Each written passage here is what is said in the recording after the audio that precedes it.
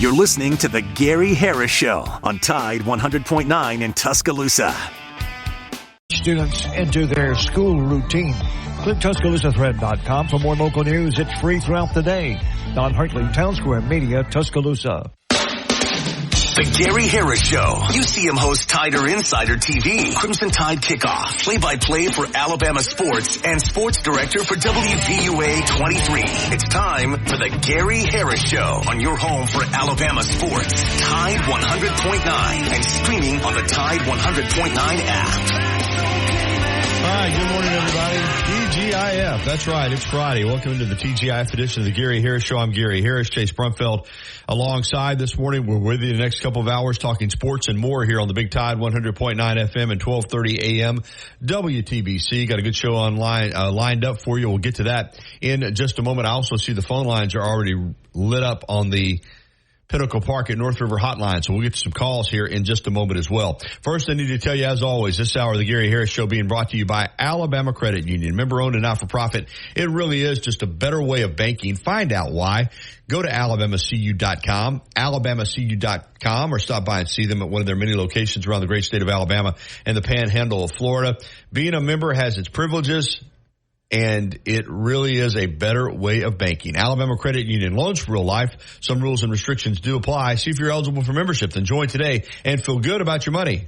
And put a little extra change in your pocket. Couple of quick notes before we get the phone calls going and our guest lineup for today. We'll continue our high school football previews with American Christian Academy. Head coach Cody Martin with us at 9:30 this morning. And then at 10:30, it is going to be the Auburn Report with Brett Pritchard from the Auburn Blitz. In between, plenty of your phone calls. Audio from Alabama football this week as the Tide is off and running. Of course, practice number 2 yesterday. They take a day off today, but then they practice tomorrow morning, Saturday morning, and Sunday morning. So no practice today at Alabama, but practice on Saturday and Sunday morning. So we're going to be breaking all that down for you here this morning as well. A couple of quick notes before we get to the phone calls. Olympic update. The U.S. men's soccer team is behind Morocco right now, 1-0. That game is in progress. And it is Simone Biles doing it again. Phenomenal performance as she won the women's all-around, beating Brazil's Rebecca Andrade, taking home her 9th gold medal. And at 27, she's the oldest Olympic women's gymnastics champion since 1952. Biles had not planned to perform her signature Yurchenko double pike vault in the all-around finals in the end, though she was certainly glad she did. Suni Lee from Auburn got the bronze for the USA, and Luisa Blanco from Columbia, former Alabama gymnast, was in the all-around final as well, but did not medal. So some updates there. The golf competition is underway. Of course, Xander Schauffele is the defending champion and gold medalist. He shot 6 under yesterday, which is good for second place behind Japan's Hideki Matsuyama, who shot 8 under par. So Olympics in full swing. Also, this note, Georgia Open practice yesterday without receiver Ra Thomas. He was dismissed from the team by head coach Kirby Smart following his arrest on charges of cruelty to children and battery. He was arrested on felony charges of cruelty to children and misdemeanor battery charges last Friday. It's the second incident with police on similar charges. They were dismissed the first time. He is no longer a part of the Georgia program. Braves win again last night, 4-2 over the Marlins. Atlanta's starting to get on a roll a little bit and closing the gap on the Phillies in the National League East. All right, as I said, we got phone calls lining up for us on the Pinnacle Park at North River Hotline, 205-342-9904. We're going to start us off this morning with Roland. He's first up, and then we'll get to Corey. Good morning, Roland. How are you? Hey, Gary. Good morning. Hope you're doing well today. Yes, sir. Looking forward to the weekend, I'm sure. A couple things I want to ask you or talk to you about, and one's Alabama's defensive line. I think its defensive line could be really good. You got, Tim Smith. I think he's due to really have a great season. I think he come back, with that in mind, to have a great season and improve his stock. And then you got Jaheim Otis. You got Tim Keenan. I think them guys could be monsters. Then you got several other guys that really good and make a good rotation. And I think, great defensive line, you got to have a lot of bodies out there. And if the line is really good, defensive line is really good, putting pressure on the quarterback, getting sacks, whatever, it just makes the defensive backs better. And I think there's a lot of talent back there that's going to get better and better as the season goes on. And I'm kind of glad we got the 2 games we got this year before we play Wisconsin, play South Florida and Western Kentucky. And I think we're set up good for this team for the defensive backs being young and all that. And I look for the kids from California to have a All-American season over there. He come out of high school, a 5-star. I think he's a great defensive back in the country. And I think out at Southern California, he's got bad coaching on defense. I don't think he had the players around him. I look for him to have a great breakout season. What's your thoughts on this? Yeah, I'm going to get back to what you said about the defensive line because I think you're 100% right, Roland. And I don't care what scheme you run or what you call it or, if your defensive line can be disruptive and play on the other side of the line of scrimmage, it makes you effective regardless of your scheme. And I know we talk a lot about edge pressure, and Coach Womack talked a lot about that yesterday in his media session. We're going to play some of his clips later on, the Alabama defensive coordinator. I know that edge pressure is important. If you've got a guy come off the edge and he can beat that tackle around the outside, that is awesome. But also what's really, really hard to handle is interior pressure. Your defensive lineman, your interior defensive lineman, if they can push that pocket, particularly then if you get edge pressure, the quarterback can't step up. If your defensive lineman in the middle are blocked, then even with edge pressure, a lot of times he can step up in the pocket and make the throw. But if you've got disruptive defensive linemen on the interior, whether it's against the run or against the pass, it's really tough on an offense. So I'm with you 100% there, Roland. I think that the defensive line has some talent. They've got some numbers, and they need to perform because if they perform well, it makes it so much easier on the back end, as you alluded to, those corners and safeties. I don't care how talented you are. If you make those guys cover for too long, those receivers are going to find a way to get open, and that quarterback's going to get them the ball. That's just that level of football. You've got to disrupt the quarterback. And so I think that's the key to the defense. I think it's the key to any defense. I think defensive line play, if you look at great SEC football teams, you're rarely going to see one that's championship caliber. Everybody looks at the quarterback. They look at the receivers. They look at the playmakers on offense. They look at the corners. But you're rarely going to see a championship caliber team in the SEC that doesn't have great defensive line play. That's a fact, man. You've got to have it. So I think you're dead on with that. A couple of things real quick. I really enjoyed your interview with Jalen Milroe today. And, man, you talking about quality quarterbacks we've had over the last several years with Jalen now and with Tua and Bryce and Hurt and all that. These guys are just amazing people and so enjoyable to listen to. And they're just, really polite and got great manners and all that. And, some of these quarterbacks, and one is the Southern Cal quarterback last year, is just, it's not what you want to see in your quarterback, I think, as far as the way he acts off the field and all that. And one other thing before I forget, I really enjoy your guy that comes on here, Steve, on Music on Friday. Yeah, he usually calls in. I really enjoy his little segment he's been doing the last couple of weeks. But I was wondering if you'd ask him a question for me when he comes on. Okay. I'm from Gaston. There's a group back in Gaston back in the 60s and 70s called the Blues, and they was a great local band and had out a couple. They had out some songs on the jukebox locally on a private label. One of them was a cover, A Double Shot of My Baby's Love. And the other one was This All Right, You're Just in Love. And then they they went on to get a big label, got on the Amy record label and had several songs out. I don't know what to do with myself. The Blues out of Gadsden? The Blues out of Gadsden. Just ask him about them, what he knows about them. And because, there's really a good local group. But yeah. That's all I got, but I appreciate you asking about that for me. All right. Thank you, Roland. Always a pleasure to hear from you, my friend. And thank you, Gary. Thank you. We're going to we're going to get to one more phone call before we have to hit the break. And let's, Corey, you hold tight for us. Robert's up next. And then, Corey, we'll get to you on the other side. Make sure you have plenty of time. Good morning, Robert. Here in Sussex County, New Jersey. Robert, you with us? Yeah, right here, buddy. Hey, good morning. Doing? Hey, doing well. Hey, quick question for you. How did you go to practice the other day? You been the last 2 days? No, because I've been here, and Chase and I were talking about it yesterday. Now I had crews out there, and we shot video, and I've gone through the video, but I'm going to go this weekend. I'll be able to go because we don't have the show, but I also one of these weekday mornings I'm going to go, and I'm just going to do a little report from out there, and then drive back and finish my show. But no, I have not been, to answer your question. I'm curious to see how big the center is that came from Washington. Everybody said he was so undersized when they saw him last year.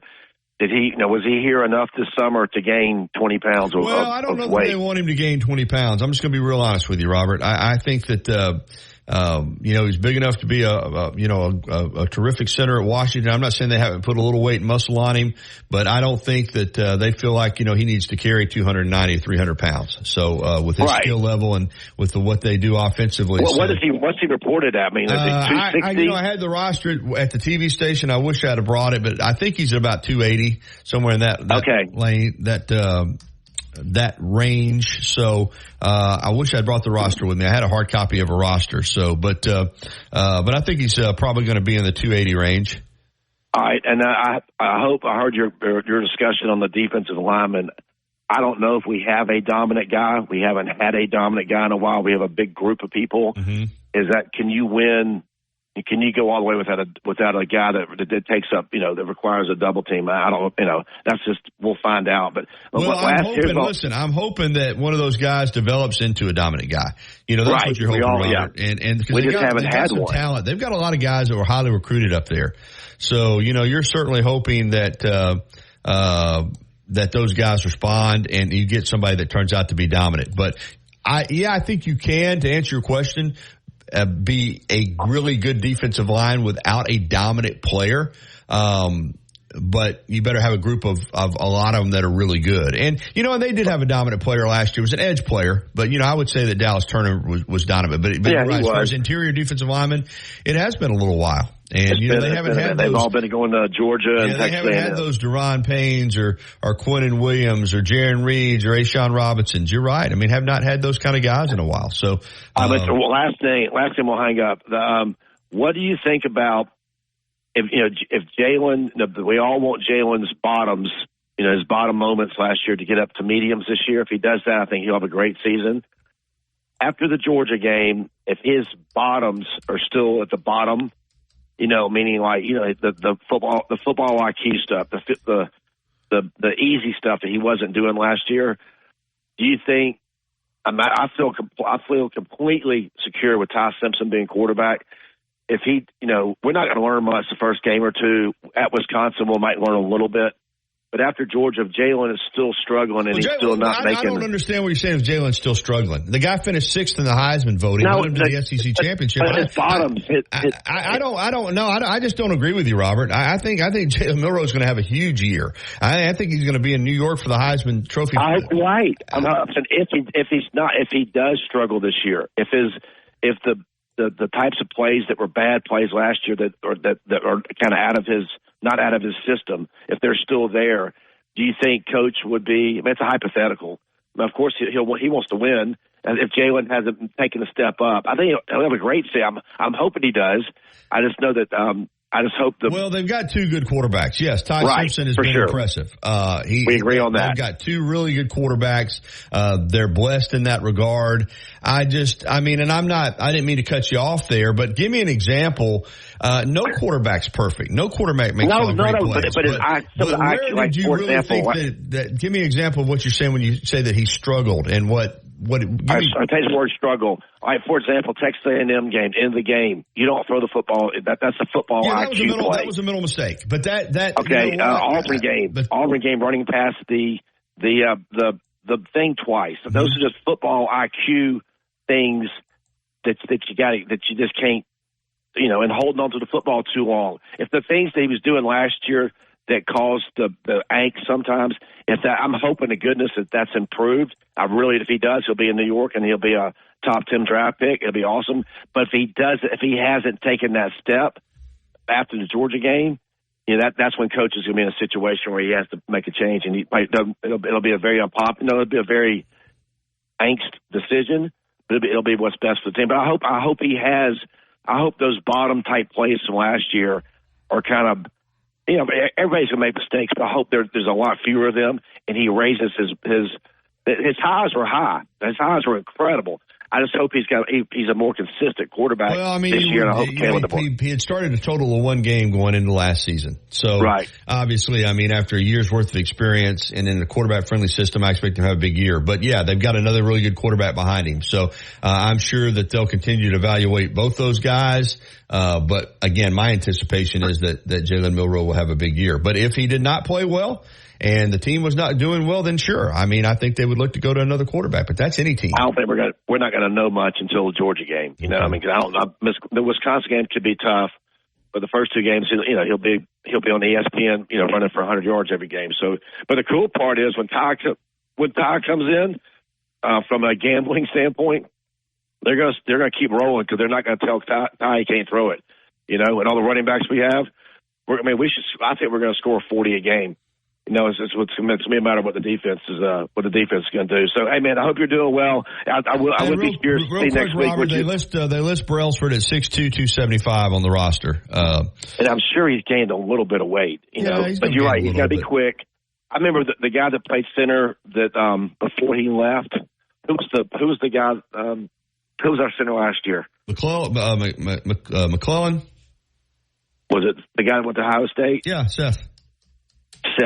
I remember when he first started, if you remember, he was really small. Do you remember that? Mm-hmm. And Seth McLaughlin. I said McLaughlin. Yeah, Seth McLaughlin. Yeah, they beefed him up. He was really small. The national championship game against Georgia, I saw him get pushed back like 5-10 yards on some plays. He was wet, but he knew the plays, and he could make the checks. That's why he was playing. Yep.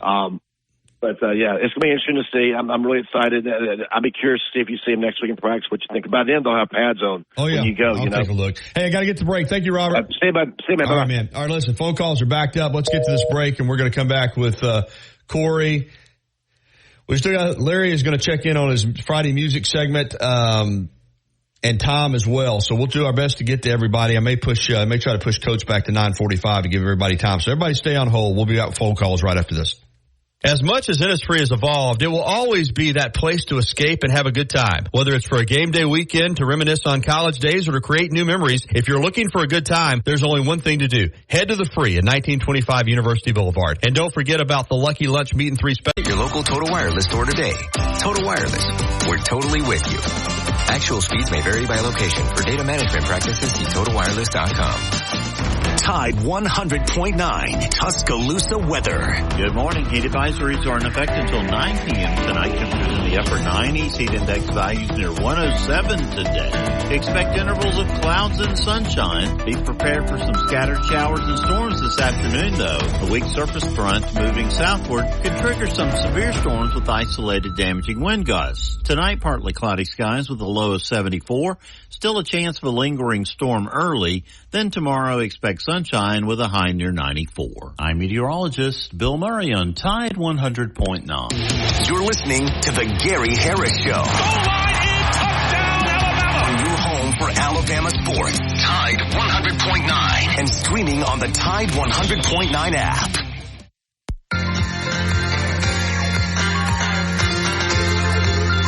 .921, welcome back into the Gary Harris Show, and phone lines are jammed. Hold tight, everybody. We'll get to you. We're going to take them the order they came in. That's going to be Corey, Larry, and Tom. Good morning, Corey. How are you? Corey, you with us? Yeah, I'm here. Okay, hey, good morning, buddy. How are you doing? Oh, doing well. I know it's been a while since I've talked to you and just been real busy with work, but, it's one of the things that all us Alabama fans were pulling our hair out last year was the snapping issues, and hoping that will be fixed this year, and hopefully Parker Brailsford is the answer, and I think he will be. I think that having a new center and Because don't you know that Milroe was probably frustrated with the snapping issues? I mean, because that's what threw off a lot of plays last year. Well, I certainly think there were some issues. There's no doubt about it. I certainly think that there were some issues with the center quarterback exchange on the snaps, regardless of whose fault they were. There were some timing issues, which could have been on Milroe, but the accuracy of the snaps, that's on the center. That's not on the quarterback. Even if the snap's early or late, if it's on the ground being rolled back there, that's a problem. So, that's something that I'm sure they hope is fixed. Absolutely. What do you? How confident are you that you think that the kicking game will still be consistent? Because we brought in the Luke Rose Award winner, and I know that he's kicking in different environments because the SEC is nowhere near what the MAC is, but he is the Luke Rose Award winner, and he had amazing stats last year. Do you think that Graham Nichols will be able to continue what he did last year? Yeah, I do. I think the kicking game is going to be good. I think Graham Nicholson's going to be a really top-flight kicker. Obviously, Will Riker is one of the best kickers in Alabama football history, but with Burnip coming back as the punter, Nicholson coming in as a kicker, and then Hibbett as the snapper, they'll have a good return and coverage game. Yeah, I think the kicking game will be top-notch for Alabama. I really do. Yeah, I do too. And then lastly, Kane Womack talked about the secondary and how each guy is improving, and that's going to be key because, like one of the callers said, the defensive line getting pressure is what's going to help out this secondary because in today's offensive football, you can't cover receivers for long because they'll just torch you. And if our defensive line can create pressure and bat down passes and create turnovers and make the secondary not cover as long, that'll help this defense out because the defense is young in some ways. And so, and if the offense can score points at a consistent basis, it'll make the defense not have to play catch up. Well, sure. I mean, that's, ideally, Corey, you want the offense to strike fast and you want the defense to play with the lead and you want the defense to, not allow a comeback. I mean, you want your offense and your kicking game and your defense to work in sync. Ideally, the best teams usually are good in all three areas. It's hard. As I was talking about with the defensive line play, it's hard to be a championship team and not be solid in all three of the major areas of the game, offense, defense, and the kicking game. So those are what championship teams are made out of. I think Alabama's got the ingredients. I think they've got enough really good players that they have a chance to be good in all three areas. And if they are, they're going to have a chance to compete for an SEC championship and make it into that college football playoff. So that's the goal. Yeah, we're almost here, Gary. It's getting close. Mika Fitzpatrick days away, 29 days away, and I can't wait. It's been too long of an off season. Yeah, but it's back, like you said, Corey. It is back, and we're going to be running, buddy, and looking forward to hearing from you more often this football season. I've got to get to some other calls, but thank you, my friend. Good talk to you, Gary. Roll Tide. All right, thank you, Corey. All right, let's get to Larry and then Tom and Cowboy. If you guys will keep holding, we'll get to you.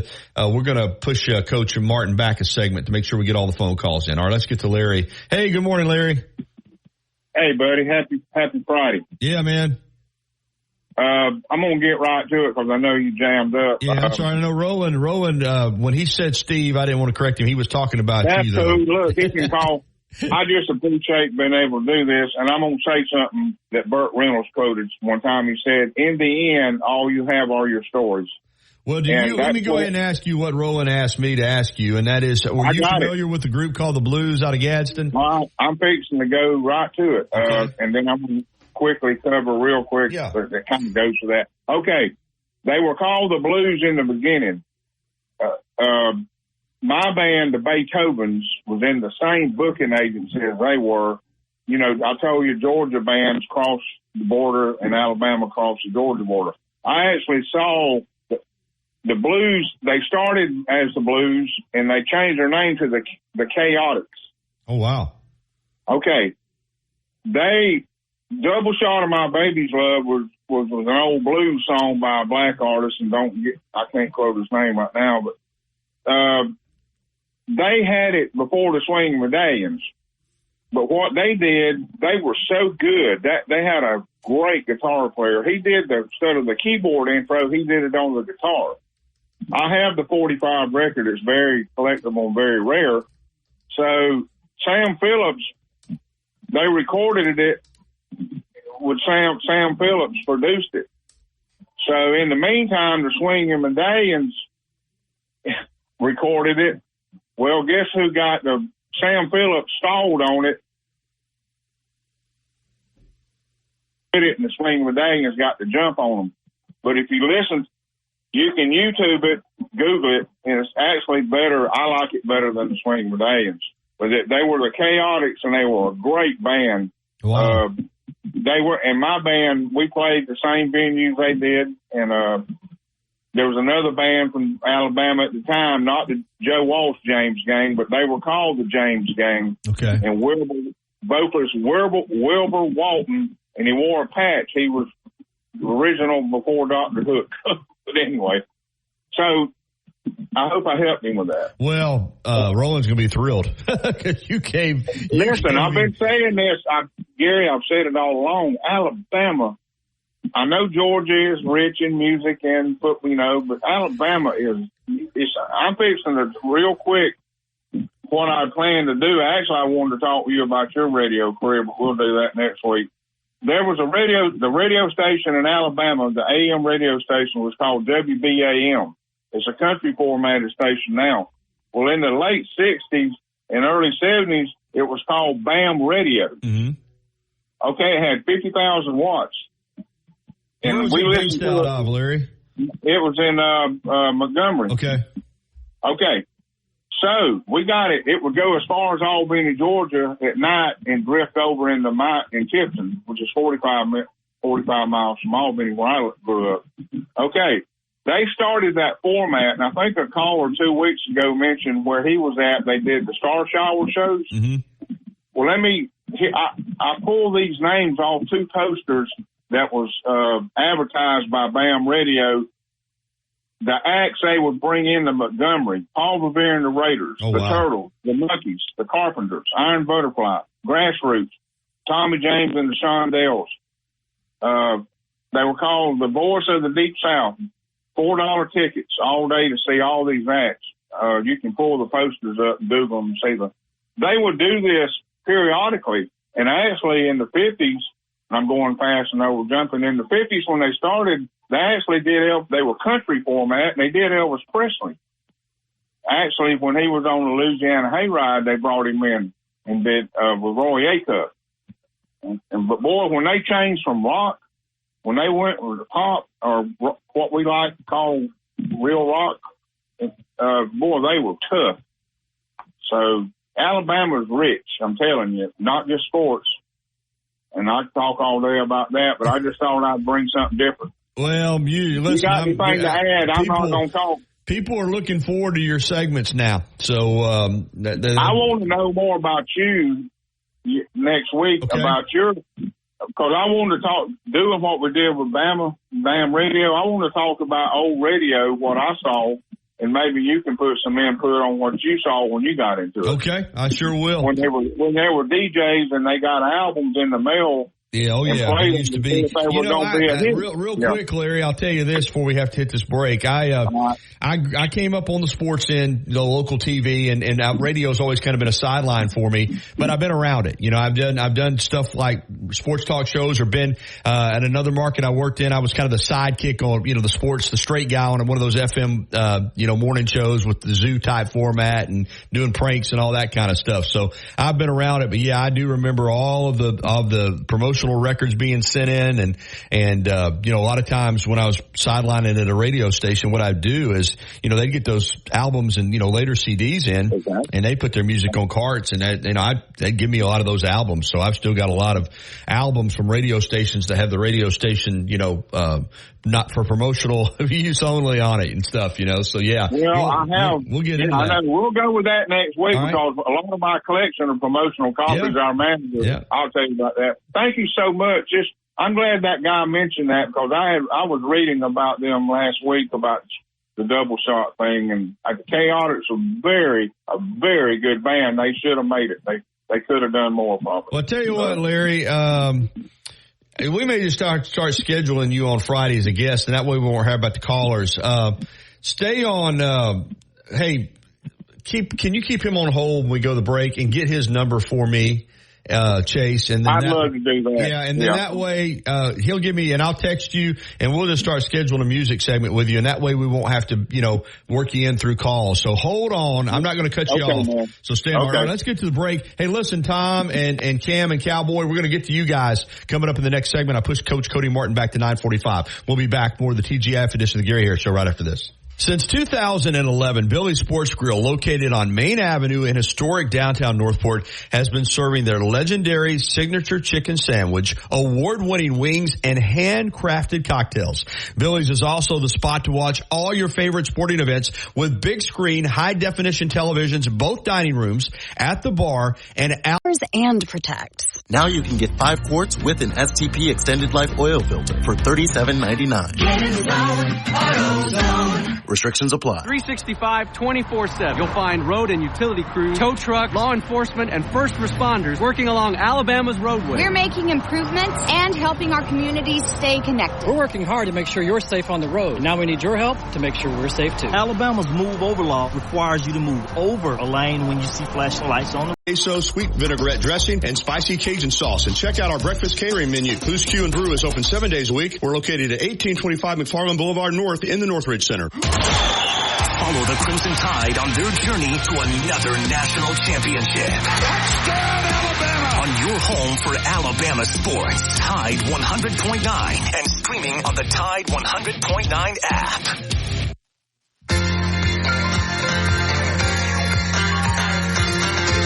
All right, 9:35 here on the Gary Harris Show. Welcome back in. And tell you what we've done. The phone call, I love it. Don't get me wrong. The phones have rung off the hook this morning.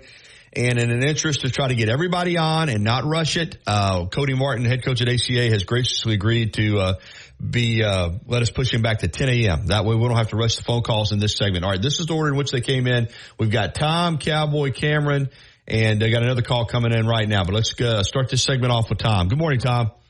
Hey, Gary, how are you? Here you are, Larry.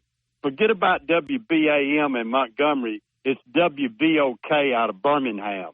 Joe Rudmore, Battle of the Bands in Legion Field, Beach Boys versus the Rolling Stones, 1967. That's where it all started right there. Joe Rudmore, you remember him, Gary? I'm familiar with the name, but no, I can't say I remember much about him. Huge in morning radio in the state of Alabama, WVOK pounding out 50,000 watts and all over the state. Golden Eagle Stop and Surf, the pride of Alabama. I remember Golden Eagle Surf, I sure do. I could go on and on, but the Shower Stars, all kind of bands brought into Birmingham by WVOK. And I know Larry probably remembers all that I'm talking about. But what happened? Oh, you just dropped. Tom, so sorry. Call back in if you can. I mean, you literally just, the phone line well. Okay, that's fine. But I got two calls waiting. Tom, sorry about that. Call back in. All right, let's get to Cowboy. And that's Tom probably call. See if this is Tom. If this is Tom, we'll pick him back up since I don't know what happened.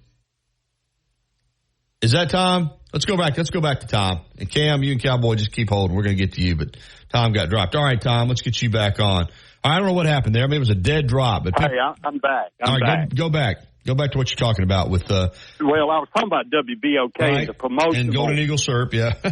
Yeah, and Joe Rudmore, who was a huge personality in radio in Alabama, and a big supporter of Alabama athletics, and just a great time. All these bands come through Alabama, and I know Larry probably remembers who I'm talking about.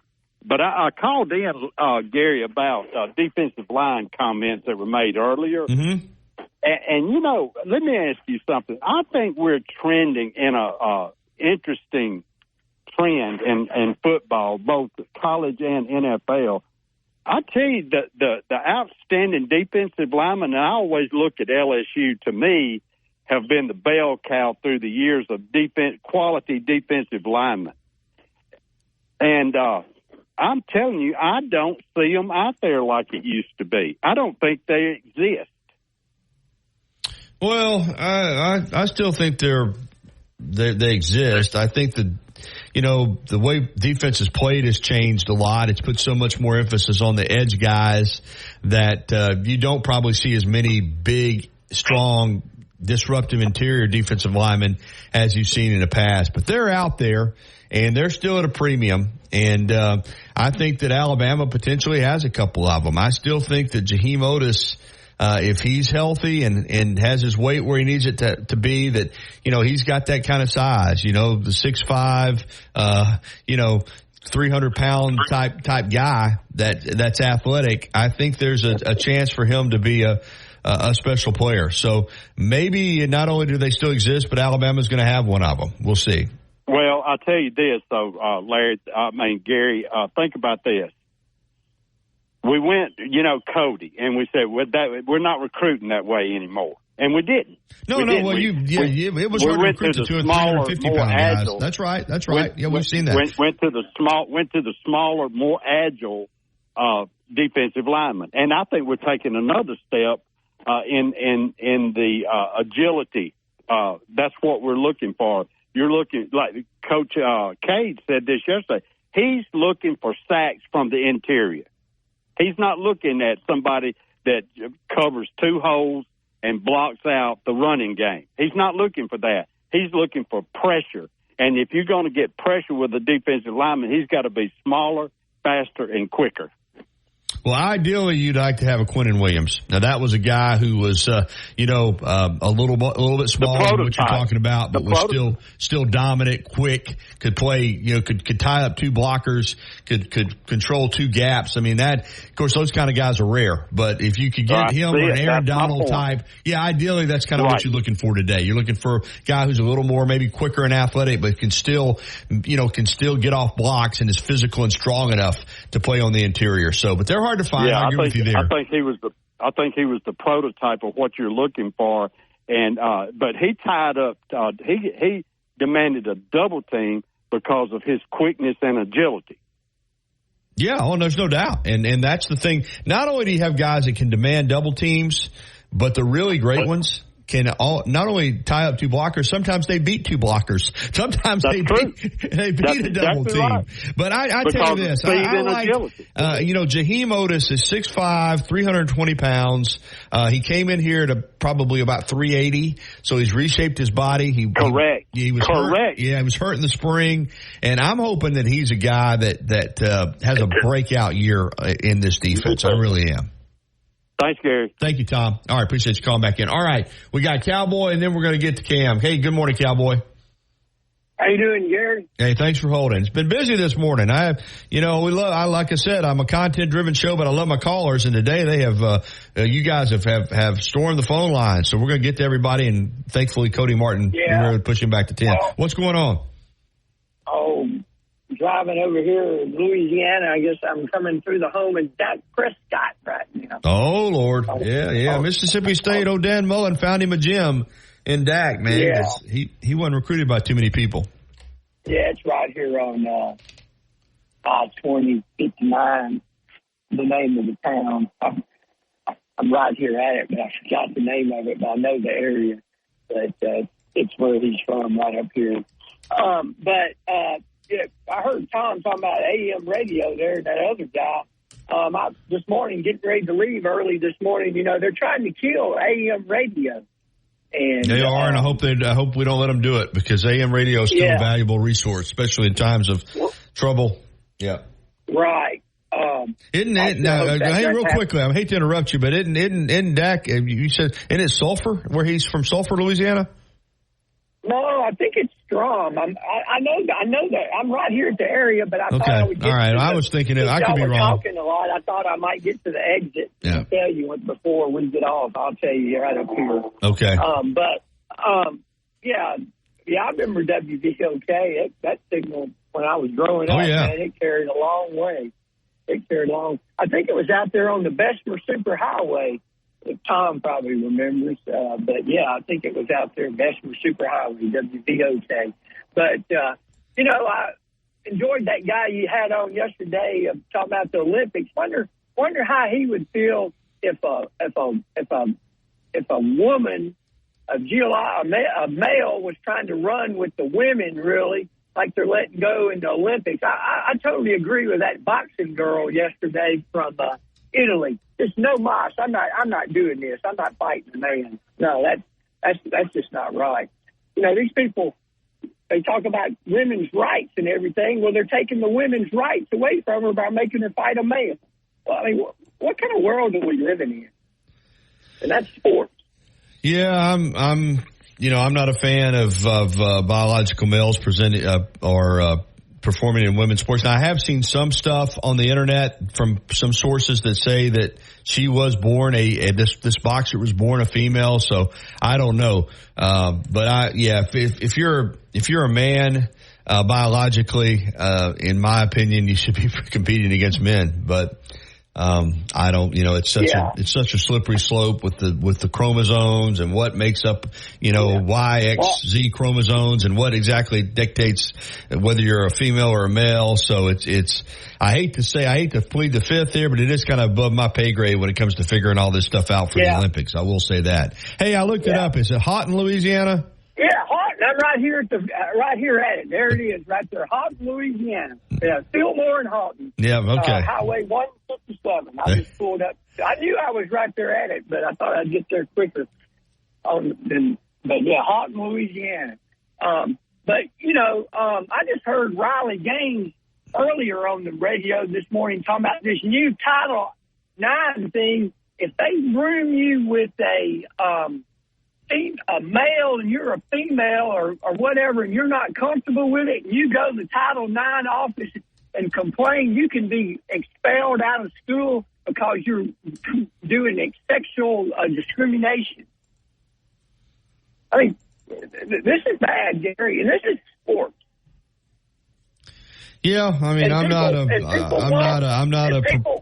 not a proponent of someone that is born now, I guess if you go through the process and have the surgery, I don't know. I'm it's one of those things where for people who say they're confused to their gender, I just hate to speak for anybody else. I don't know what somebody else goes through, but in terms of sporting competition, if you've got someone who is a man and they identify as a woman, and yet they're allowed to compete in a women's sport, it's an advantage. There's no other way around it. I mean, there's no... And you say you're not comfortable living in that situation, then you go to the Title IX office and you can be expelled for sexual discrimination. That is by a new law. That's what she said. I'd have to do more research on that. I mean, I can't imagine that if you filed a complaint that they could expel you for that. But then again, who knows? I don't know how all of it works, but it's different times. I know this, if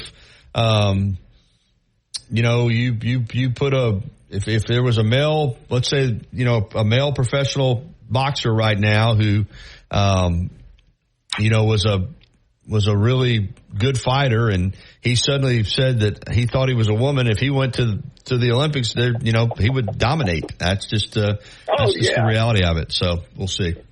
Hey, one last question, and I'll let you go. Hey, we're headed to Gulf Shores, Orange Beach, but a friend of mine told me the weather may be getting rough. What have you heard? Well, I think there's some kind of tropical disturbance that they're talking about possibly infringing, but I think right now, how long are you going to be down there? I'm leaving Wednesday. But you're headed down now? Yeah. Yeah, right now it looks pretty good. I just pulled it up. I mean, you're looking at partly cloudy conditions today, chance of showers tomorrow, but then, of course, that could change with this tropical disturbance if it were to impact the Gulf. But right now it looks good. Sunday, Monday, Tuesday, and Wednesday next week are partly cloudy or sunny. So right now it looks going to be hot. Now, again, this is, it could change, but you're talking highs in the mid-90s. But it looks pretty good right now. Oh, that's good. You got any new restaurants on your bucket list I might need to look at? Yeah, you may have hit this one. I hit it last time I was down there, and it was everything that everybody said it would be. Coastal is that's what I hear. It's outstanding. It's huge. couple different eating areas. They got a little outdoor area and where they play with a band. It's really good. It's a great experience, and it is a big place. So that's one that I really liked when I tried it. Something new. Right there on the beach. Right on the beach, right on the main drag there in Orange Beach, and that's one. And I got all the other places that we've talked about. But if y'all get a chance to hit Coastal, it'll be a nice dining experience. Hey, I gotta get to the break, Cowboy. All right, be good, buddy. All right, it's 9:49, and the YMCA of Tuscaloosa is ready when you're ready for the Y. 2300 13th Street, great facility, great staff, personal training, fitness classes, silver sneakers program for seniors, whatever you need. All that is missing is you. Get by and see them at 2300 13th Street and become a member. I've been a member for over 20 years. That's the YMCA of Tuscaloosa. We'll be back with Cam. You hold tight. We're going to finally get to you, and then in the second hour, we'll start it off with Cody Martin, our high school football preview with ACA. We'll be right back after this. Life doesn't wait for when your finances are in perfect order. It just happens. But no matter what surprises come your way, Alabama Credit Union will be here to help make it affordable with great personal loans, mortgages, and auto loans. They offer an easy application process and fast decisions so you can stay focused on feeling good about whatever life brings your way. Alabama Credit Union will be here to help make it affordable with great personal loans. Trap and lock dust. So no more step stool? No more step stool. Easily trap and lock dust from hard to reach places with the Swiffer Duster. Love it or your money back. The Alabama Securities Commission protects you from financial fraud. Anyone asking you for investment money must be licensed. You're careful with your money. Fraudsters aren't. Before you invest, call our hotline at 1-800-222-1253 to verify the licensing of the person making an offer and the product. Don't lose your hard-earned money. Learn to protect yourself at asc.alabama.gov. Paid for by the Investor Protection Trust and brought to you by the Alabama Broadcasters Association and this station. Tide 100.9 Tuscaloosa weather. Good morning. Heat advisories are in effect until 9 p.m. tonight. Temperatures in the upper 90s. Heat index values near 107 today. Expect intervals of clouds and sunshine. Be prepared for some scattered showers and storms this afternoon, though. A weak surface front moving southward could trigger some severe storms with isolated damaging wind gusts. Tonight, partly cloudy skies with a low of 74. Still a chance of a lingering storm early. Then tomorrow, expect sunshine with a high near 94. I'm meteorologist Bill Murray on Tide 100.9. Covering University of Alabama sports, as well as the national and local scene as well. The Gary Harris Show, only on Tide 100.9 and streaming on the Tide 100.9 app.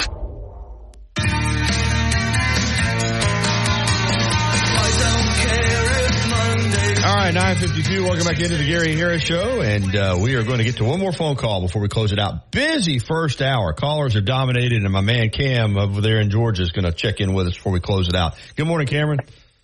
What's up, Gary? How you doing, buddy? Appreciate you holding, buddy. All good, man. Hey, I woke up today, and I think I'm going to start identifying as a potato. Are you okay with that? I want to be a potato. I think I'm a potato. Well, you're going to be a Russian potato. You're going to be I might be a mashed potato.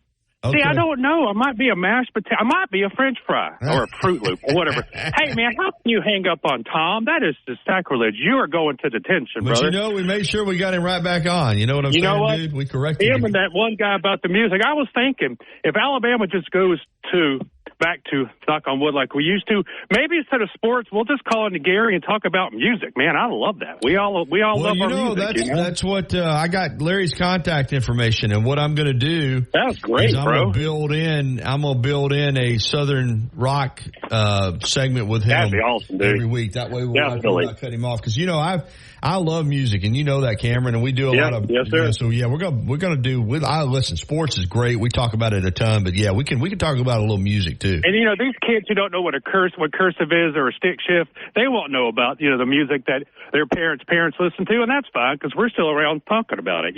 Absolutely, man. Absolutely. Hey, man, you sore? How's it back at the gym? I saw you knocked the door open and went back and you know what? I had a really good week last week, actually, and then got and had a and I've tried to do some walking this week, but this is not an excuse. It is just a fact. Sometimes facts are facts and excuses are excuses, but this is a fact. Well, you're a busy man, bro. I've gone nonstop this week. It's just been one of those weeks where the little midday break that I get between radio and TV, I haven't had it. I have not really had a midday break. So, it suffered. I did get a walk in. I guess 2 days ago, I got a 3.5 mile walk in, but, I'm going to try to get to the gym this weekend for sure, both Saturday and Sunday afternoon. And we got some football practice to cover this weekend too. But yeah, I'm trying, and I had been eating really, really well. And then yesterday, Cameron, that came off the rails. I fell off the rail. Well, yeah, you got down to Florida. That's the most important thing. I wound up having some sugar yesterday, and that kind of it's like I'm not addicted to crack cocaine, but I'm sure it's similar addiction. It could be worse. Yeah, for sure. When I have sugar, it triggers something in me. And then last night, even though I enjoyed it, I went to Who's Q and Brew, and I got those baby back ribs. And oh man, they were awesome. But you got to have a cheat, you got to have your. Yeah, I'm committed to it. It's just it's scheduling it and making sure that I find time for it. But we all have to do it. Well, you got to Florida. That's the most. You got some gear time. That's what's most important. Is get down to the beach before it all gets sideways.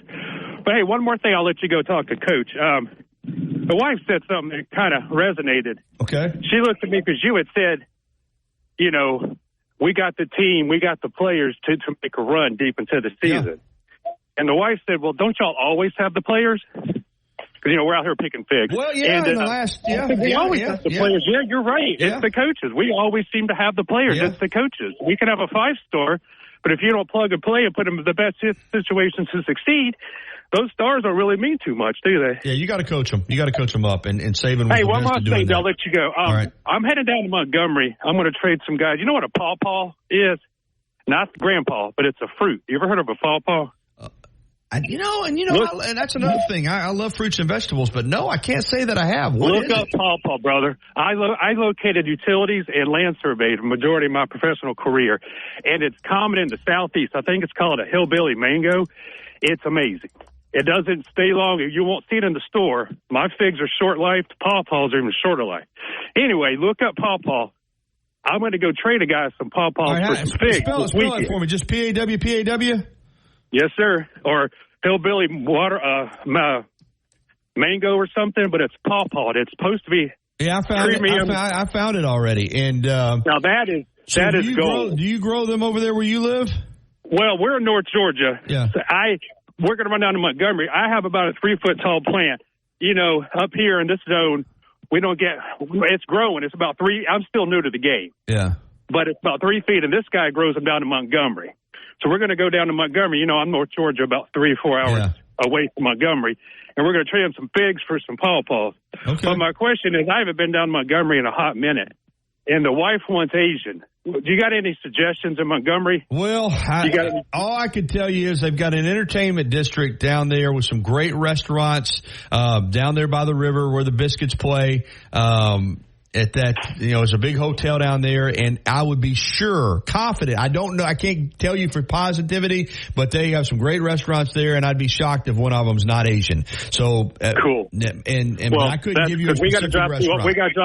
We got to drive by Auburn, too, so I'm going to have to hold my nose. Stick my nose out the window. The entertainment, they built a nice entertainment district down there by the Alabama River, and I'm sure there'll be a good Asian restaurant there. All right, well, look up Pawpaw, maybe Mr. Watermelon Man, or I'd get him to you if I could. But Pawpaw, man, I appreciate you, brother. Roll Tide, Gary. All right, Cameron. All right, that's going to close it out for the first hour of the Gary Harris Show. It's been brought to you by Alabama Credit Union. Woo!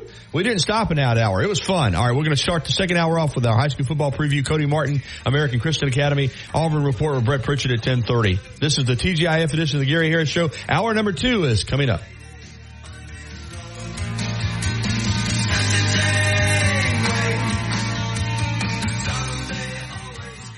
Tuscaloosa's Old Colony Golf Course is an 18-hole championship layout designed by 1976 U.S. Open champion Jerry Pate. Director of Golf John Gray and fitting specialist Bob Montgomery are PGA certified. Mike Shivitz is the head professional and director of the Tuscaloosa Junior Golf Program. Call today to secure a tee time at the Tuscaloosa Championship Golf Course. Everyone can play. 205-562-3300. 3201. Old Colony is operated by Para. Serving part-time in the Army National Guard has led to a lot of firsts for me. It paid for me to be the first person in my family to go to school. That education got me to the first day at my dream job, which I can still hold while I serve part-time. That job and the home loan benefits I got from the Army National Guard helped me buy my first house. I also... When you order. So whatever the size of your appetite... There's always something delicious waiting for you here at Taco Casa.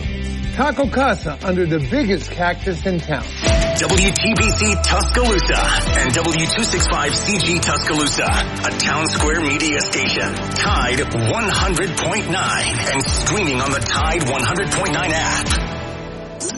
From the Fox Sports Studios in Los Angeles, here's Monty Bolaños. Currently going on at the 2024 Olympic men's soccer quarterfinals. Morocco is all over the U.S. 3-0 is the score after 78 minutes of play. Sprint star Sha'Carri Richardson won her opening round heat of the women's 100 with a time of 10.94 seconds to advance to Saturday's semifinal round. Carlos Alcaraz won his semifinals match in straight sets in the men's singles to advance to the finals and play for gold on Sunday. At 21 years old, he could become the youngest man in history to win the final.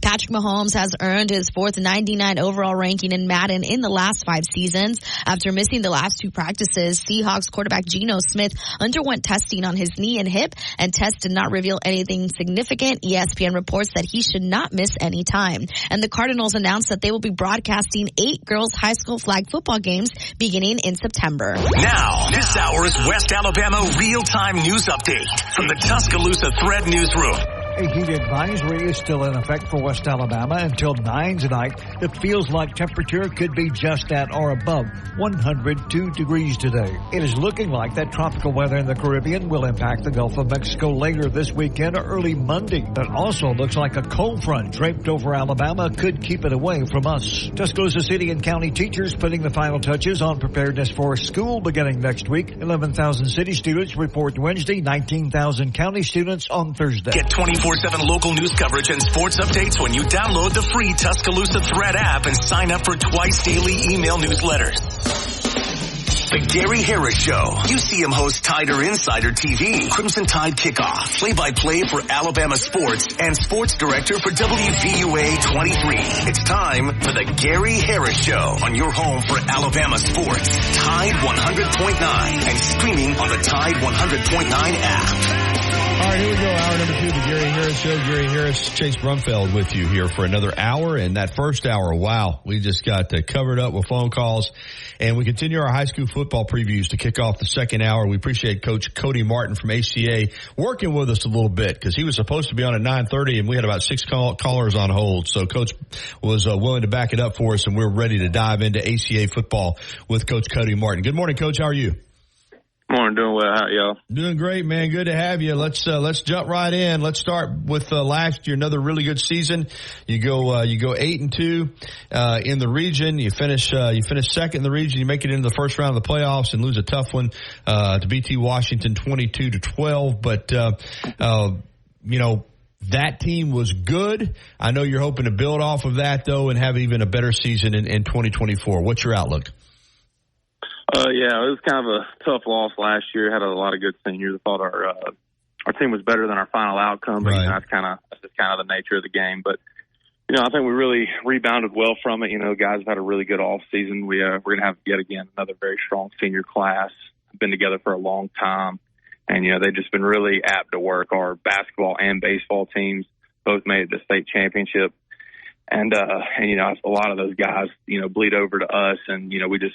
That championship mindset that they have, they now see what it's like to play for a championship. So that's really kind of bled over into our football program, and I think those guys are really ready to lead. You stay in 4A. It's Region 4 as opposed to Region 3. What's different about it?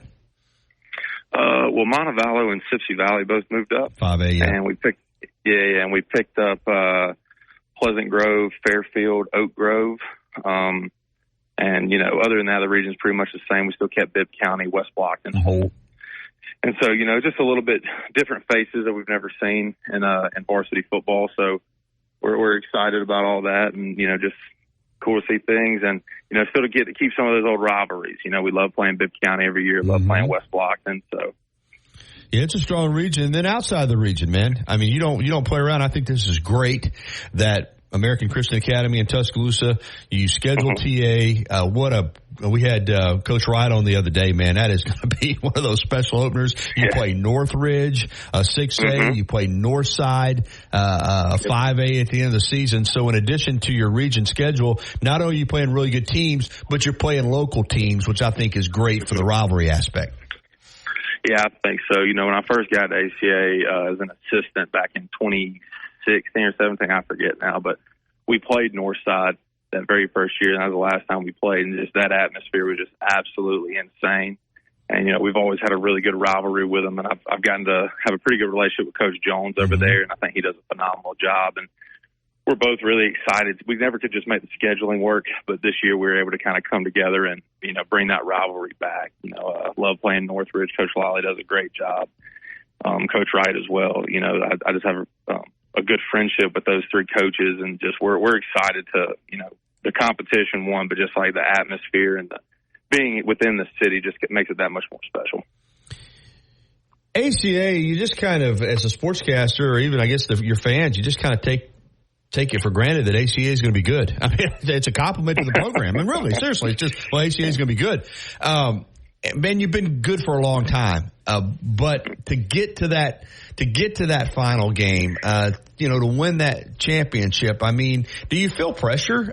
Because you've had such a good program for such a long time.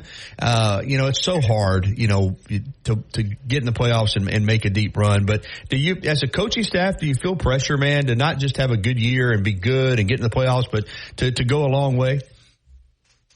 I mean, competitively, that's what you want to do.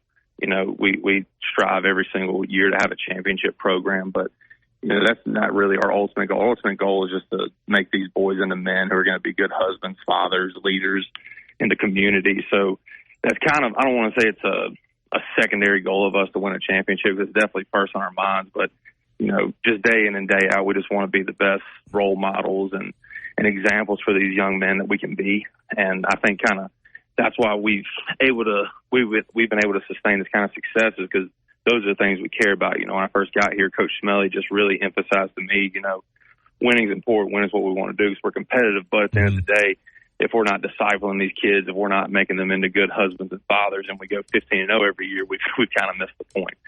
So I wouldn't say there's pressure to win a championship. We definitely want to. The kids want to, be special for our school and our community. But at the end of the day, it's more about making them into good men. Yeah, and you're right. That's always been the mission there at ACA, and it's to be respected. Let's get into personnel, because, I mean, you've obviously got, had some really good players last year. Let's start on offense. Who you're looking for to be your playmakers and some guys to be the leaders on that side of the ball? Well, we do got Kai Young coming back for his third year being our starting quarterback. I think he's done a lot this offseason to really develop his mental side of the game and also be an even better leader. So we're excited for him to be at the helm. We bring back Drew Lee, our left tackle, who's going to be a 3-year starter for us. He's kind of anchoring that offensive line. Really, we'll have 4 other new starters, and we got Eric Hines coming back. Yeah, obviously a two-way guy for us. Playmaker. Yeah, big time playmaker. He just signed to the University of Alabama for baseball, so we're really excited for him. I got two upcoming, running back / receiver athletes. Christian Davis and Logan Morris. Mm-hmm. They're both going to be, they're both young last year, freshman and a sophomore. Christian will be a junior. Logan will be a sophomore this year.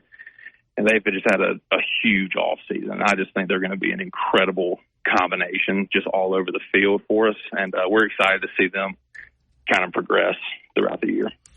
Yeah, I want to follow up on Young and Hines, because when you've got a quarterback with that skill level who's being recruited, and then you've got a marquee athlete, like you said, signed to play baseball at Alabama, and is probably going to be a major, professional prospect too, but a great basketball player, great football player. When you got a couple of guys like that, and you mentioned you got to fill some gaps in on the offensive line there, but when you've got two playmakers of that caliber, I would think obviously the quarterback touches it every snap, but that you're going to use his skill set to the max, and then try to get the ball to Hines a lot. I would think, because those two guys are difference makers, and they kind of tilt the field a little bit in ACA's direction. Oh, for sure. And they've been playing together since they were young. I've actually had the privilege of being their head coach since they were in 7th grade. I was the middle school coach their two middle school years, and I became the varsity coach their freshman year. So I've been able to see those two kind of connect for a long time, but also, Cade Durrett, our other safety and receiver, he's also kind of been in that mix, and they've been throwing and catching to each other for a long, long time now. So they just have that sixth sense with each other about just being able to, find it when we really need a play. So it's going to be exciting to see. A lot of times we like to, say, I'm this play call. But at the end of the day, those guys a lot of times just make plays. And, so it's fun to watch. I'm excited to see it. Defensively, since I've been covering ACA, it's been, a swarming mentality, got a lot of hats to the ball, aggressive, hard-hitting type defense. Who are some of the guys on that side of the ball that you expect to lead you? You can't really go much further past Evan Lightsey. He's going to be our Mike linebacker this year. We lose two-time All-State Caleb Lockers, team captain, who led our team in tackles the past couple of years. But Evan's really kind of taken up that mantle of leading our defense, being the play caller, things like that. Just a hard-hitting kid, hard-working kid, just fun to be around. We got a slew of defensive linemen this year, a lot of seniors. Got Oliver Sullivan, Gentry Willingham, Jack Glenn Williams, Colin Davis, just to name a few, who just rotate a bunch on that defensive line, and I think can really cause some problems for people. And then on our defense is very, very heavy senior. I think 9 of our starters on defense are seniors, which is never a bad thing. No. We have Ethan Barger, who's really good at just coming off the edge and creating problems in the backfield. Our back half is very, very experienced. We have Cooper Dempsey, who's now a 3-year starter for us, 2-year defensive back. He's kind of the brains of the operation, really kind of checks everything for us. Cade and Eric have both started 22 plus games back there at safety. So I think the experience and the age we have on the defensive side is going to be a real strength for us this year. Let's get to 4A Region 4. Let's talk about your region. Obviously, Bibb County's there, and what a great rivalry you have with them. But mentioned a couple teams different. What are you looking for in the region? Who are some teams that outside of you and Bibb County to watch? It's so early. I think our region as a whole, I got a pretty good relationship with all the coaches now, so they do such a good job.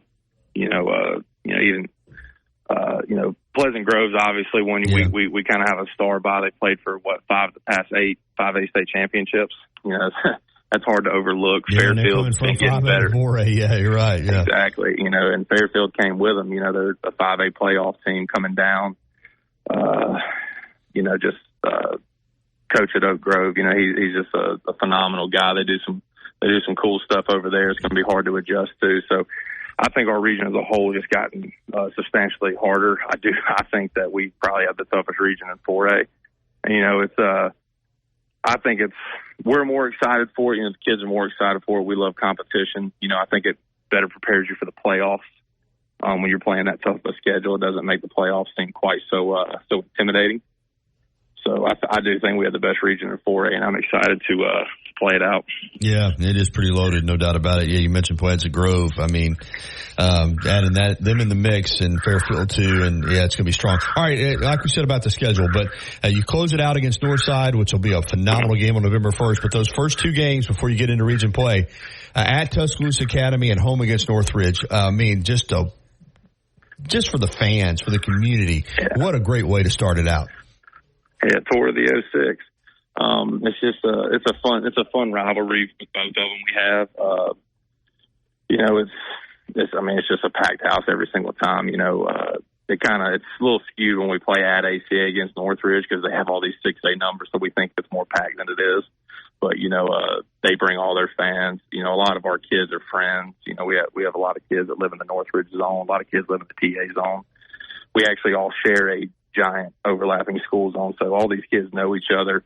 They've been hanging out and been friends since they were kids. And, you know, it's just a lot of fun to see all that. And fans are great.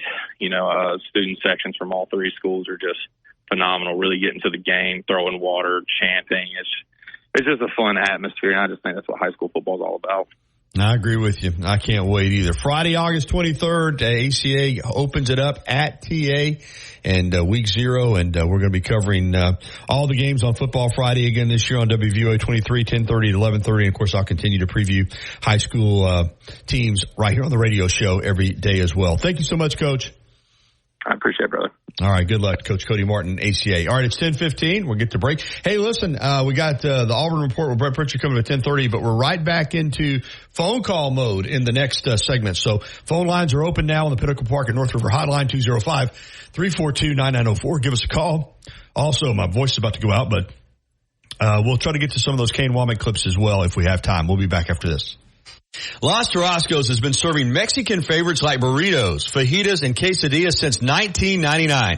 Their new location is at 4100 Owen Parkway in Northport. And, of course, you can find Los Tarascos in Tuscaloosa at 110 Skyland Boulevard. The bar areas feature big screen television so you can enjoy your favorite sporting events. Los Tarascos features daily. One bank that puts you in control. Visit chase.com/checking. Chase, make more of what's yours. Chase mobile app is available for select mobile devices. Message and data rates may apply. JP Morgan Chase Bank, N.A. member FDIC. Tide 100.9 Tuscaloosa weather. Good morning. Heat advisories are in effect until 9 p.m. tonight. Temperatures in the upper 90s. Heat index values near 107 today. Expect intervals of clouds and sunshine. Be prepared for some scattered showers and storms this afternoon, though. The weak surface front moving southward could trigger some severe storms with isolated damaging wind gusts. Tonight, partly cloudy skies with a low of 74. Still a chance of a lingering storm early. Then tomorrow, expect sunshine with a high near 94. I'm meteorologist Bill Murray on Tide 100.9. The best sports talk in the state. Tide 100.9 and streaming on the Tide 100.9 app.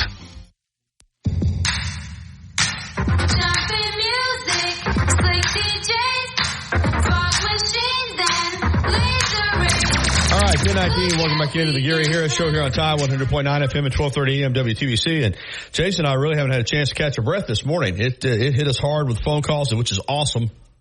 And so we were phone call heavy in that first hour. And Coach Cody Martin joined us to preview ACA football here to start hour number 2. And since the phone lines have calmed down, I know Wimp and Barry played a few clips and played some yesterday. But I want to get to some of the audio from Kane Womack, the defensive coordinator, because I really find him interesting. He's a real aggressive coach on the field, watching him work with his players, working hard, wearing that sweatshirt and sweatpants in the heat. So let's start off with that clip. He just explained why he's wearing the sweatshirts and the hoodies and the sweatpants in 100-degree heat in Alabama. Here's Coach Kane Womack explaining his apparel choice for practice yesterday. That's too big of a word for me, feng shui. I've worn it for so long. I think it's just kind of what I naturally do. I think early on, I think I was trying to keep a lot of older coaches that I know that, they get little spots on them and all that stuff. And then, I kind of got used to it, and now you get a good sweat in and all that stuff. You lose a couple pounds through it as well. So it's just kind of what I do. So, did it the last 3 years in Mobile, done it for years before that. So it is what it is. How much weight did you lose yesterday? You know what? I think I lost 7 pounds, but, I try to gain it back. You want to lose a little bit of weight, but you want to do it a little bit at a time. All right. He talked a lot about personnel yesterday, too, which I really appreciate. You ask him about a player, he'll give you an answer. I want to run the clip on, inside linebackers. We know about Lawson and Campbell. They may be the two best inside linebackers on a team in the league. But Justin Jefferson is a guy that back in the spring, I was told to watch out for Justin Jefferson. And he was a talented guy, fast, and we haven't heard a lot about him. But then yesterday, Coach Womack really talked a lot about Double J, Justin Jefferson. Here is Coach Womack on the inside linebacker. Well, I think one of the things that you look at for great leadership, right, is to bring the people underneath you to the level that you think they are capable of, and that you set that example. And I think Deontay and Jihad have done a tremendous job of that. I think Justin Jefferson had an unbelievable spring, and I think he's had an even better summer and really going into fall camp. I would say Justin Jefferson is right there with those other two guys. I think we have three starter-type linebackers from that position. So very impressed with him. It's kind of one of those classic cases, right? You get a guy from junior college. That first year, sometimes the learning curve is a little bit challenging, right? And then all of a sudden a year later, right, they're showing tremendous production. And obviously he's a very gifted athlete. But I've been impressed with some of those younger guys as well. I think Jeremiah Alexander is starting to take steps forward in the right direction. He played the jack position in the last couple years and making that transition to inside linebacker. Those are two different worlds, all right? You can't just sit there and say, well, I'm going to move this guy from here to here. You got to rep that. You got to work that. And then I've been very impressed with J.O., with Justin Okoronkwo, excuse me. That's a hard one. I had to work at that in front of the mirror a couple times to get that right. But I've been really impressed with some of the things he's been doing as well. All right, and staying with personnel, because I talked about Jaheim Oatis earlier with a caller, a guy who I think can be a disruptive interior defensive lineman if he can stay healthy, and he's kept his, gotten his weight down. Here is Coach Womack on Jaheim Oatis. Well, it's exciting to see Jaheim. Jaheim is from right down the road where I grew up. He's from Columbia, Mississippi. I grew up in Hattiesburg, Mississippi, and so I've known Jaheim for a long time. But very pleased with the way he's taking care of his body in the off season. Jaheim was, I think, maybe 415 pounds when he got here as a freshman, and think about how easy that would have been for him to, climb the ladder back up the wrong way when you're injured and you're not going through all the workouts and you're some of the mobility issues. I think he did a tremendous job of taking care of his body. He stayed in the weight room. He stayed in the meeting rooms learning our defense. And so far, I have seen him pick things up pretty quickly. All right, good clip there on Jaheim Oatis. I think he's got a lot of ability. Another defensive lineman, a young defensive lineman out of Montgomery, James Smith, a guy who I think can be disruptive and has all the tools. And Coach Womack was asked about James Smith as well. Well, James is very talented, and he does a tremendous job, of when he gets a one-on-one matchup, he takes advantage of it. His encouragement has been to continue to lean into the consistency of our scheme. You have to be able to play within the framework of the defense, right?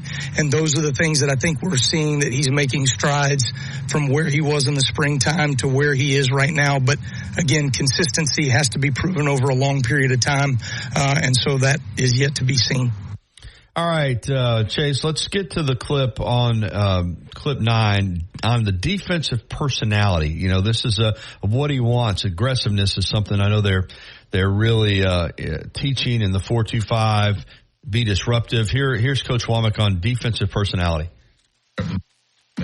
Well, I think schematically, everyone has a personality, right? And our personality in this defense over the last few years is to create pressure, and pressure allows you to create takeaways. And we are a defense that wants to have production from the defensive line room, right? We're not going to be a stagnant, eat up block style defense. At times, right, do we have to take on blocks? Absolutely. And you're going to take on double teams. And here that's 700 pounds, right, that you're dealing with, okay? But there are times, right, where we're going to create movement. We're going to create pressure. We're going to get our best pass rushers matched up in one-on-one against their weakest links, right? So that, to me, are the creative things that we've always kind of hung our hat on, of being able to find the weakest link on offense, all right, and be able to expose that through one-on-one matchups, sometimes with the defensive line. All right, let's stay with that. Let's get to clip 3, which is on getting pressure with his defense. That's a word that you hear used a lot over there so far is pressure. So here's Coach Womack with more on that. Well, I think, you look at pressure a number of different ways, right? Some of it is just natural. Can we go 4 down and be able to, create pressure on the quarterback off the edge? We are very focused on takeaways here and creating takeaways.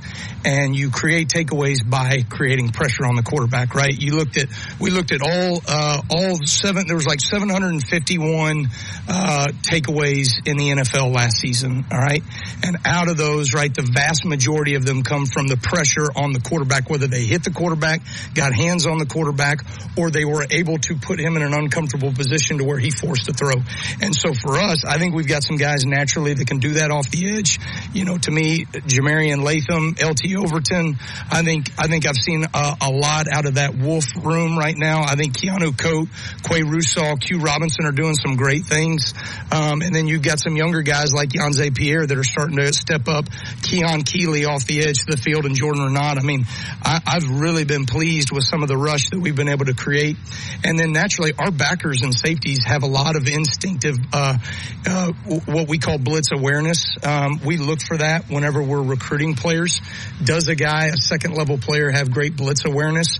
And I think we have that from a couple of our safeties and backers.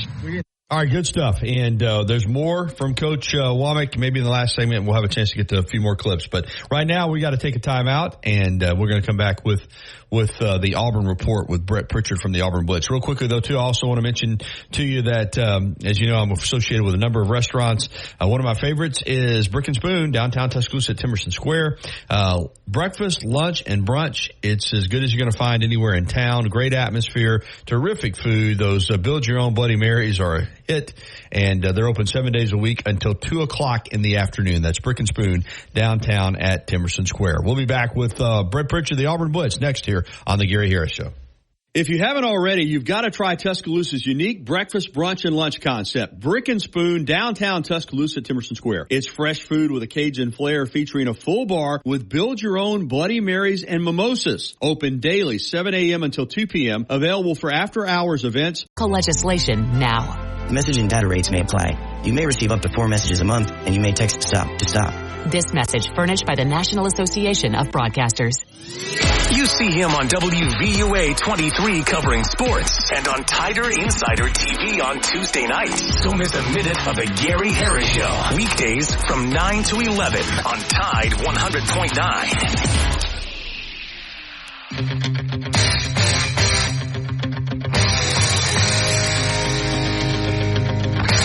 All right, 10:31, 29 minutes before the hour of 11 o'clock, and it's time for the Auburn Report with Brett Pritchard from the Auburn Blitz. Good morning, Brett. How are you?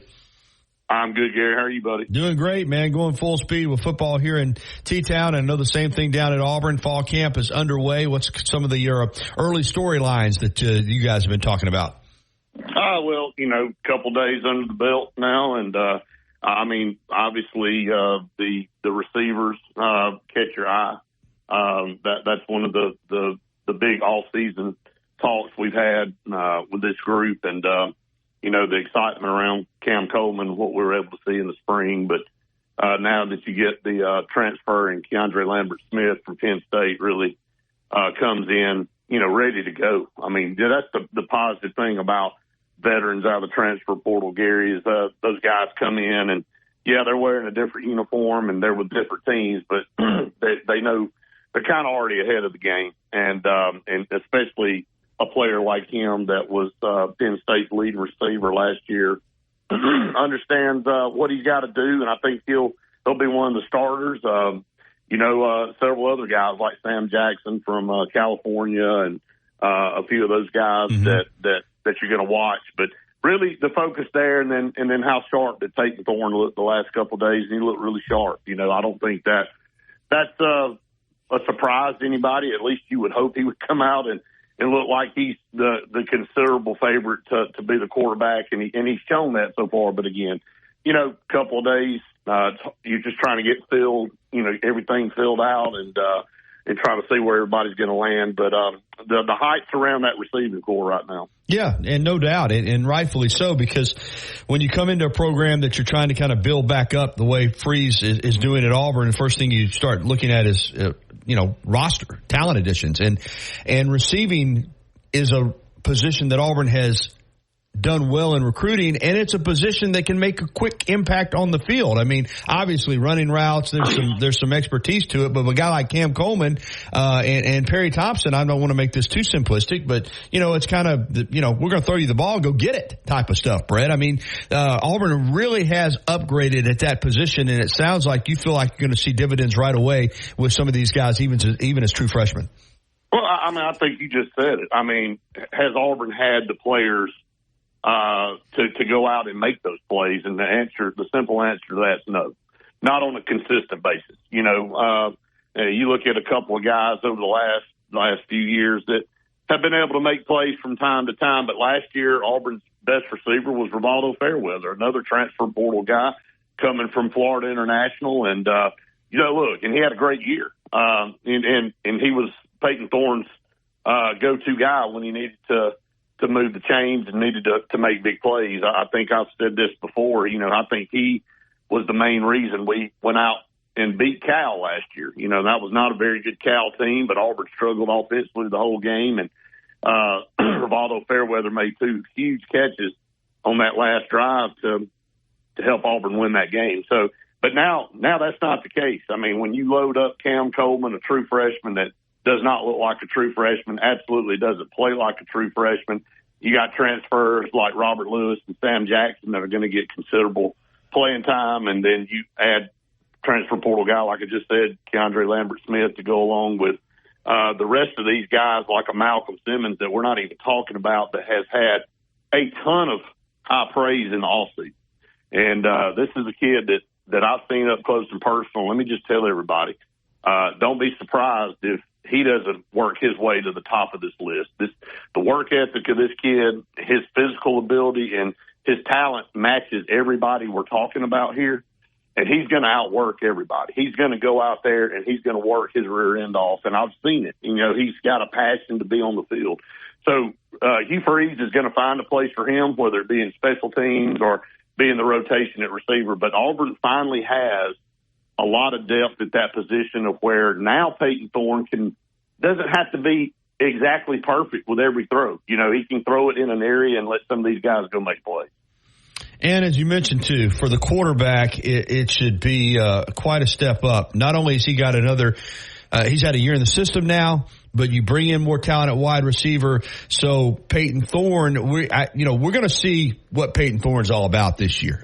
There's no doubt. And if he is the guy, Auburn clearly thinks that he is, because they had some opportunities possibly to go out and get a quarterback. Hugh Freeze stuck with Peyton Thorne. So obviously, if you're an Auburn fan, you have to believe that bodes well for what you're going to see on offense.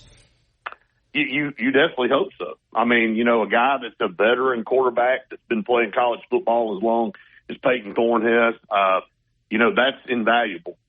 He's got the skill set. He's already shown when he was at Michigan State he can be a top-rated quarterback in the country. I mean, his numbers, 31-plus touchdowns, over 3,000 yards passing. I mean, you put a guy like that in any offense, you're going to win a lot of games. We didn't see that last year at Auburn, and we know there's a lot of different reasons why. And we can go back and we can rehash all that, but that's water, over the dam at this point. I think now with a full year under his belt, getting acclimated with Coach Freeze, yes, the confidence level is high for him to come out and perform at the level that Auburn needs him to perform to give Auburn a chance to win every Saturday. So, again, when you replace guys, and again, it's not a cut on those guys from last year, but when you replace, the talent that we had last year with the talent we have this year, you definitely expect a lot better results. So offensively, it looks like Auburn's going to be strong. Defensively, what are the concerns there, and what are the strengths of the defense for Auburn in 2024? Well, I just think the concern up front is where you start. It's not because you don't think you don't have good enough players. I think Auburn has good enough players up there, but you got to transfer in Isaiah Rakes from Texas A&M, who I think big guy. I think he's going to garner one of those starting positions. Also, Keldrick Falk, who went to media days, and Hugh Freeze said from day one when he was able to land him in that first recruiting cycle, this is a kid that will be an all-SEC caliber player for a couple of years and will be a pro. And he already alluded to how good he looked when he was a true freshman. And I think what he likes the most about Keldrick Faulk is how much he's emerged as a leader on this team, and he's just a sophomore.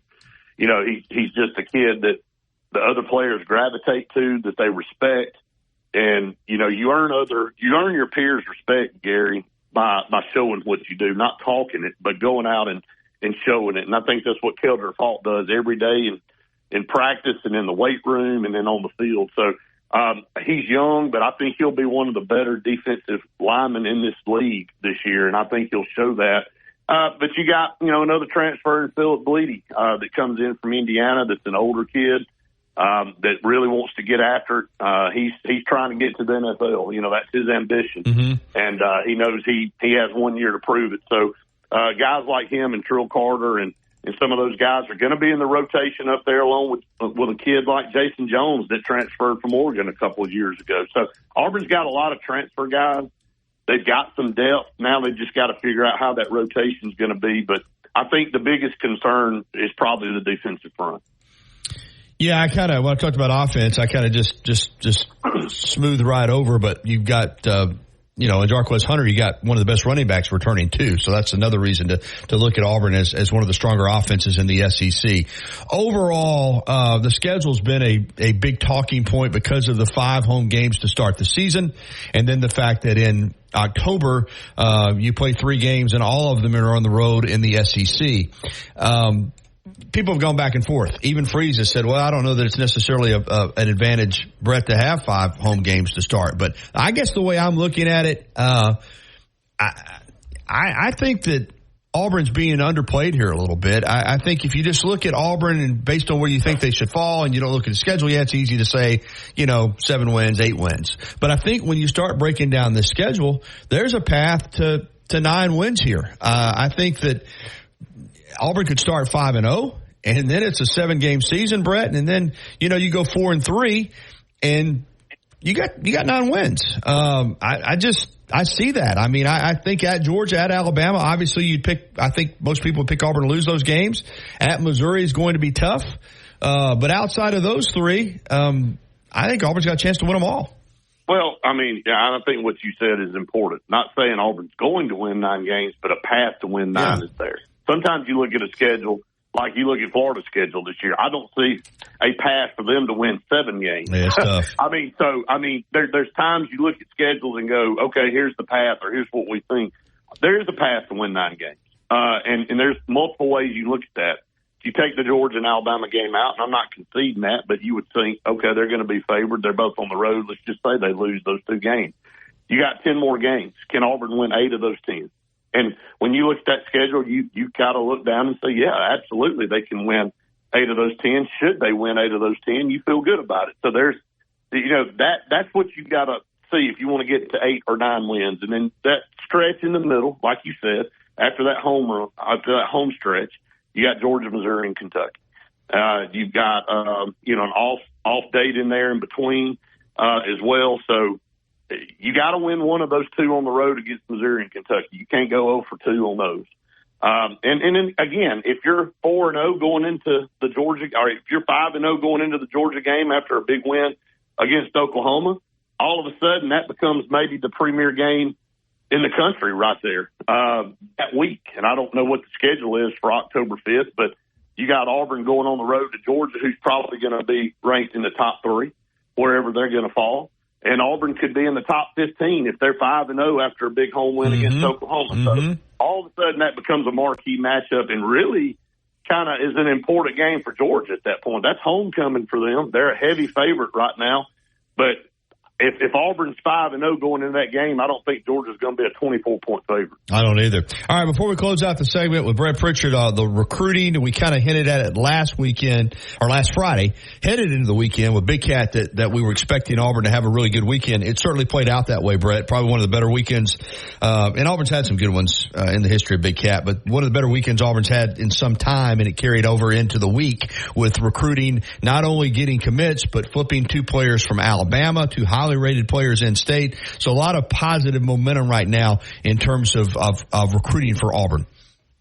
Yeah, it couldn't have gone any better, I don't think, for Hugh Freeze. Last year it was the lightning in the bottle that got Auburn some momentum going into the season with Malcolm Simmons and Perry Thompson, and then a couple other guys committed, a few weeks after that. But the momentum built during that week and during that weekend, and the same here. But Auburn has garnered 7 total commitments over a 4-day period, and like you said, getting some flips from Antonio Coleman and Derek Smith from Alabama, and I don't think it necessarily matters where they're flipping from anymore. I mean, that happens all the time, but just getting kids to buy in and decide, hey, look, that's the place I want to go. And, again, they can change their mind again. They've done it before, and they can do it again. I think it's important that Auburn show that they're a competitive product and they're moving in the right direction to be able to keep a lot of these kids. But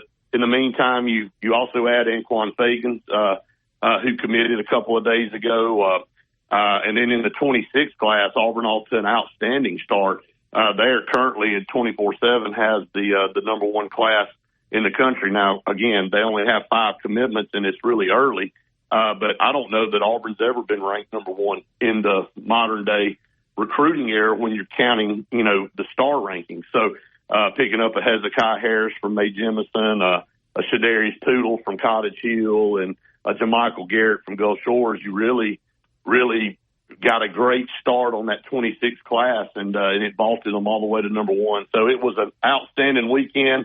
I don't think it's over. I think there's a high possibility that Auburn gets the Smith kid from Thompson tomorrow.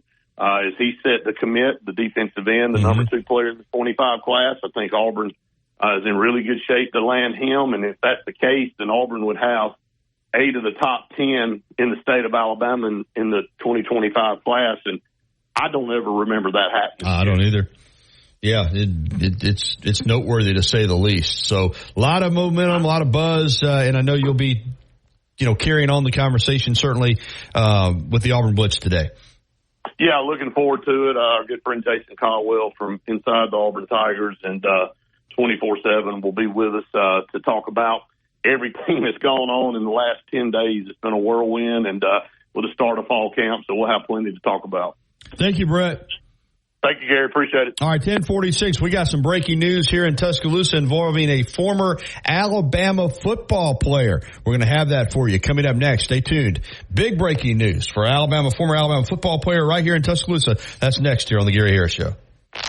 Coming up on The Game with Ryan Fowler. Coming up on the Friday edition of The Game, we're going to get you ready for another big weekend of Alabama Crimson Tide football. A couple of different practices on Saturday, Sunday. We're going to preview those and a lot more. We'll talk to Brent Beard. We'll do our Free For All Friday sponsored by Brian Harden Construction with your phone calls right here on The Game starting at 2 p.m. on Tide 100.9, 1230 WTBC. Your home of Alabama Crimson Tide Sports. The longest running sports program in Tuscaloosa. Because Lowe's knows savings. Lowe's knows pros. Selection varies by location. While supplies last. Discount taken at time of purchase. See sales associate for details.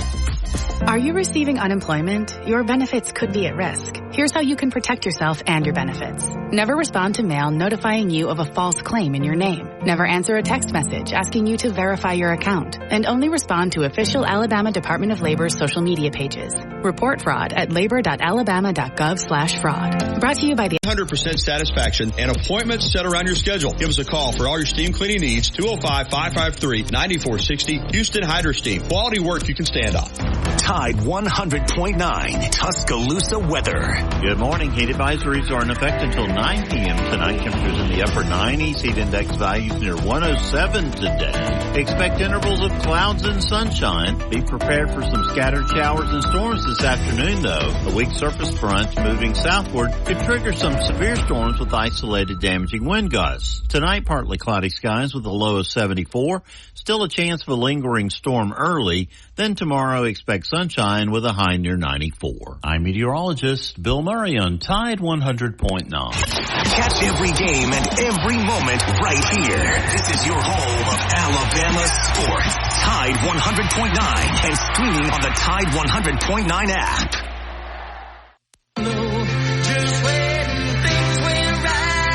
right, 10:50. Welcome back in. I promised you some breaking news on a former Alabama football player, and we've got it.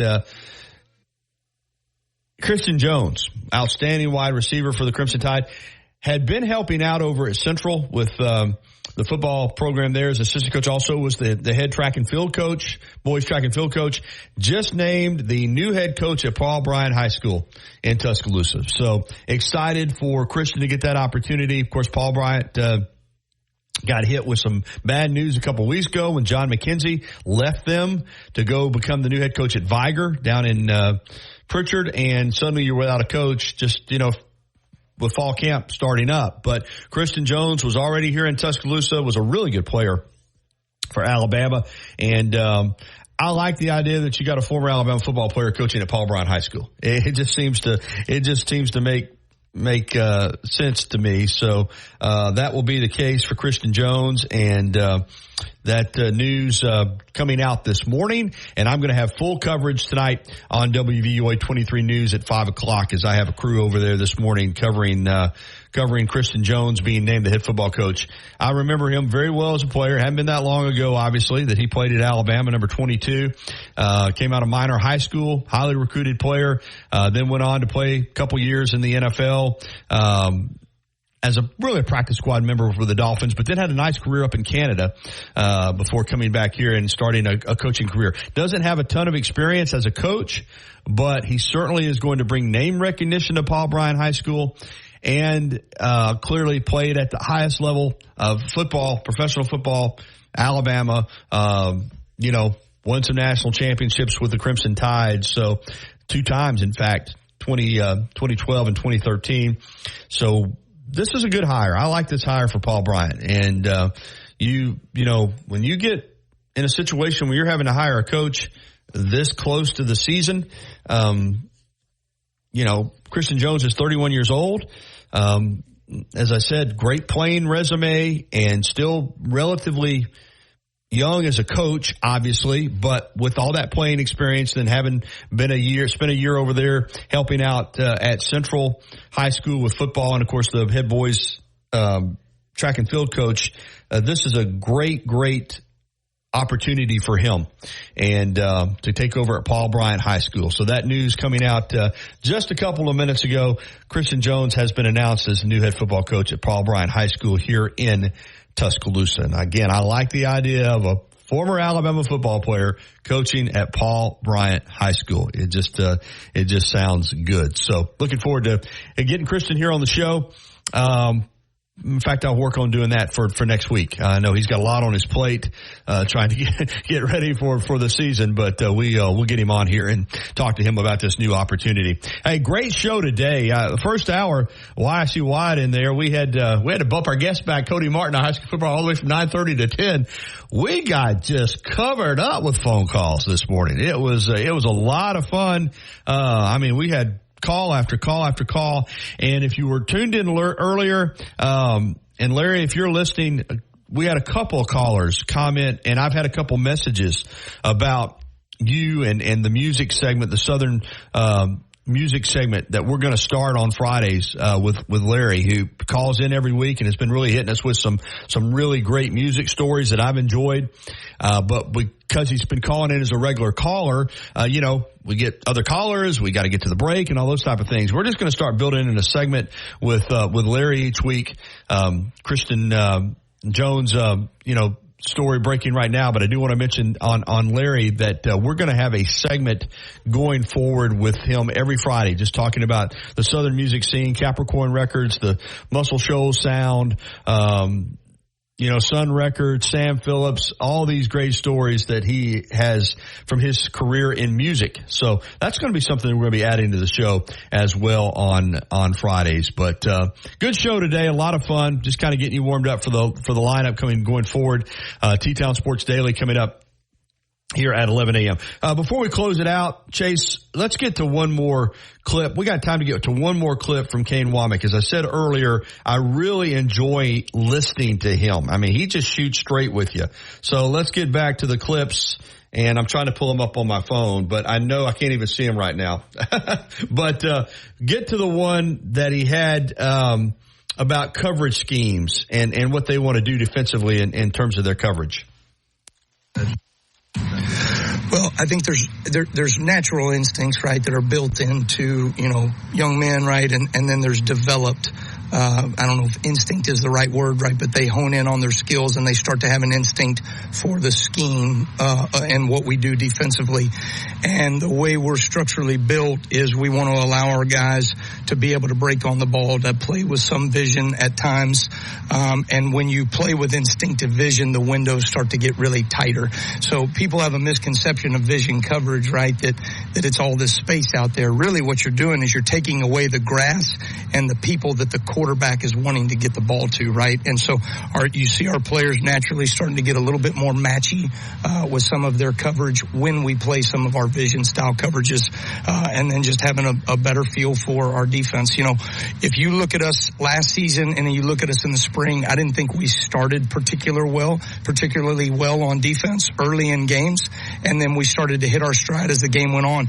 We've really encouraged our guys to start playing, not on their heels, but be the aggressor early, and that means playing with some instincts, and I think we're seeing that.